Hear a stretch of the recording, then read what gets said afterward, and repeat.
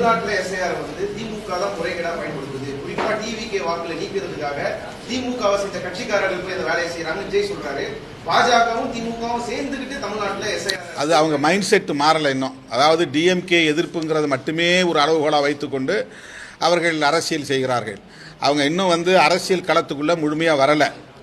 அவங்களுடைய கான்செப்ட் என்ன, அவங்களுடைய ஐடியாலஜி என்ன, எதிர்க்க வேண்டிய பகை சக்தி எது, ஆதரிக்க வேண்டிய நட்பு சக்தி எது, ஜனநாயக சக்தி எது என்பதை கணக்கிலே கொண்டு அவர்கள் இதை அணுக வேண்டும் என்பது என்னுடைய பணிவான வேண்டுகோள். இதில் வந்து திமுகவே எஸ்ஐஆருக்கு எதிராக தான் இருக்கு. அப்புறம் திமுக வந்து டிவிகேவுக்கு எதிராக செயல்படுதுன்னு சொல்வதுங்கிறது ரொம்ப வினோதமாக இருக்கிறது. இது வந்து ஏற்புடையதாக இல்லை. அவங்க மைண்ட் செட் ஒரே ஒரு விஷயத்தில் ஸ்டிக்கான் ஆகிருக்குது.